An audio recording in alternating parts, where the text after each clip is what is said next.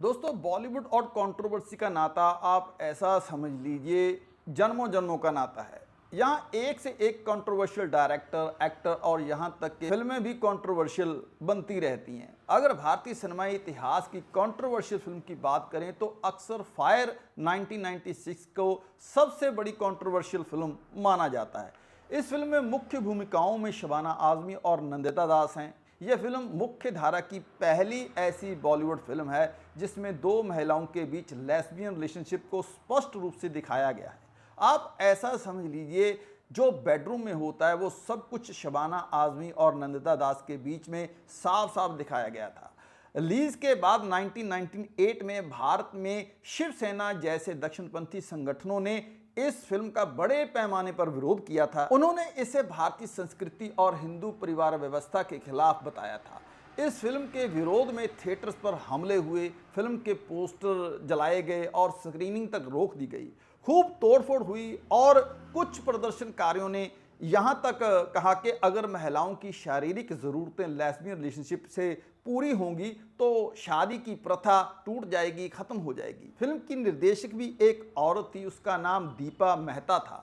दोस्तों, आज फिल्म पर तो हम बात करेंगे ही, साथ में दीपा मेहता कौन थी, कहाँ से आई थी और उसकी जीवनी पर भी आज हम बात करेंगे, क्योंकि ऐसी औरत के बारे में बात करना भी बनता है जो पूरी दुनिया से अकेले लड़ जाए। क्योंकि उस दौर में दीपा मेहता पर पाबंदी लगाने की कोशिश भी हुई थी और फिल्म को स्थायी रूप से बैन करने की मांग भी की गई थी, लेकिन फिर भी सेंसर बोर्ड ने इस फिल्म को बिना किसी कट के पास कर दिया था।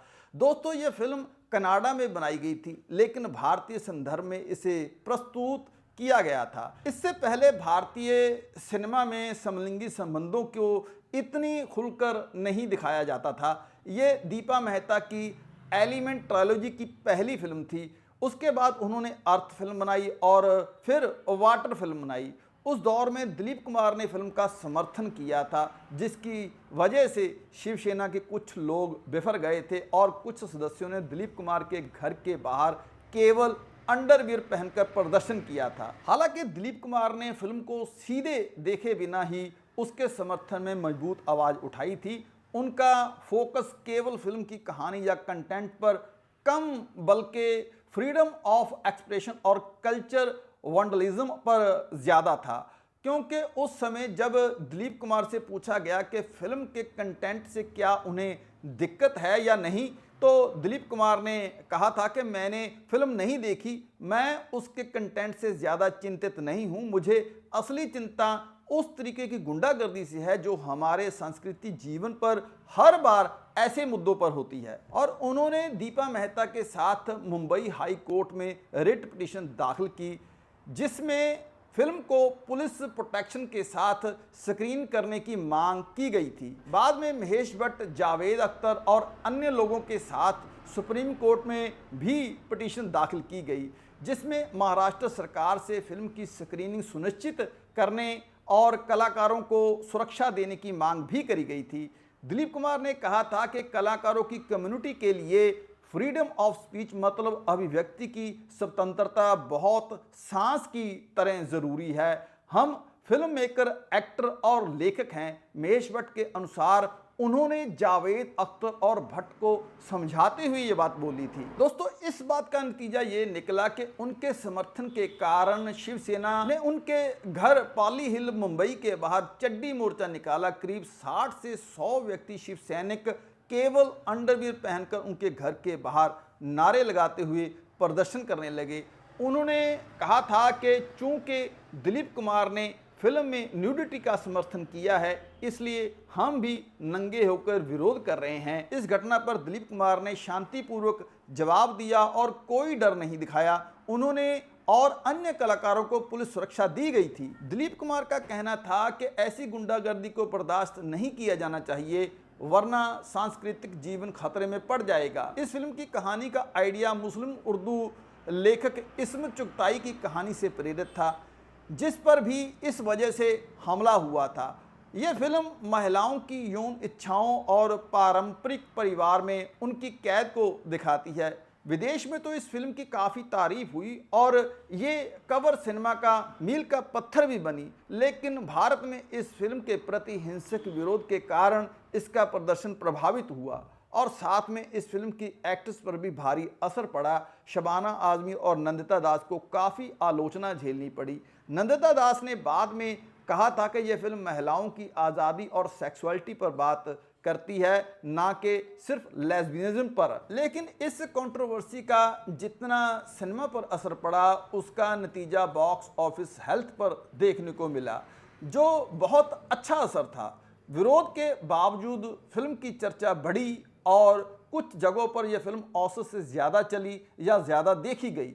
अब बात करते हैं फिल्म की निर्देशिका दीपा मेहता की। दीपा मेहता भारतीय मूल की कन्नड़ाई फिल्म डायरेक्टर, पटकथा, लेखक और प्रोड्यूसर हैं।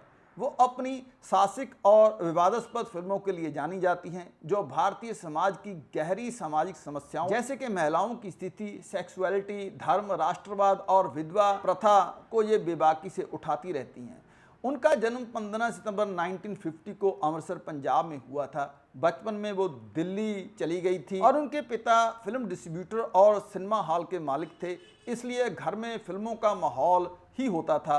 उन्होंने दिल्ली विश्वविद्यालय से फिलॉसफी मतलब दार्शनिक में स्नातक और मास्टर डिग्री भी हासिल की है और फिर उसके बाद 1973 में ये कनाडा टोरंटो चली गई। वहाँ उन्होंने अपना फिल्मी करियर की शुरुआत की। अगर दीपा मेहता की मुख्य फिल्मों की बात करें तो सबसे ऊपर फायर 1996 का नाम ही आता है, जिसमें दो महिलाओं के बीच लेस्बियन रिलेशनशिप पर यह फिल्म आधारित है या बनाई गई है। और उसके अलावा अर्थ फिल्म 1998 रिलीज हुई थी, जो 1947 की भारत पाकिस्तान विभाजन पर वापसी सिदबा की किताब पर आधारित फिल्म थी, जो राष्ट्रवाद और सांप्रदायिक हिंसा को दिखाती है। और उसके बाद वाटर फिल्म आई, जो 2005 में रिलीज हुई थी और यह फिल्म 1930 के दशक में विधवाओं की दैनिक स्थिति पर आधारित फिल्म थी।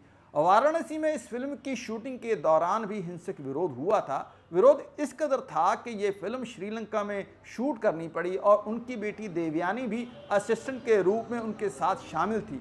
और इन सब चीज़ों के बाद फिल्म को ऑस्कर के लिए बेस्ट फॉरेन लैंग्वेज फिल्म में नामांकित भी किया गया। ये नामांकन कनाडा की तरफ से हुआ था। इन तीनों फिल्मों ने भारतीय परंपराओं और रूढ़ियों को चुनौती दी, जिसकी वजह से काफ़ी विवाद हुआ, लेकिन अंतर्राष्ट्रीय स्तर पर इन फिल्मों को प्रशंसा भी मिली।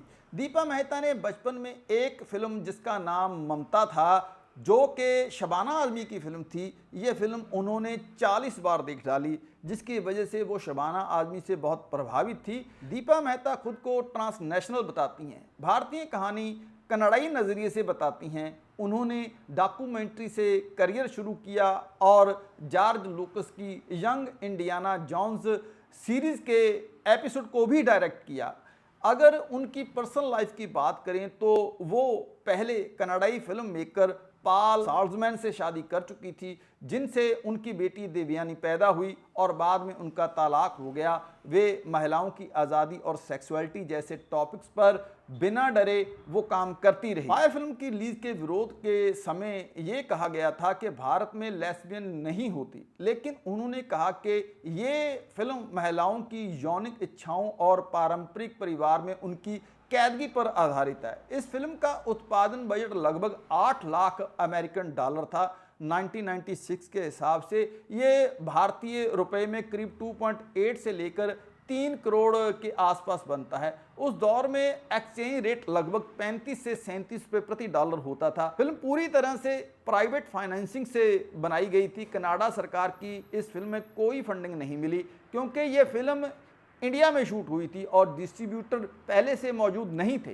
क्रू मेंबर्स ने अपनी सैलरी की बड़ा हिस्सा लगभग 4.5 लाख डॉलर डफर कर दिया था, यानी बाद में पेमेंट लिया गया था।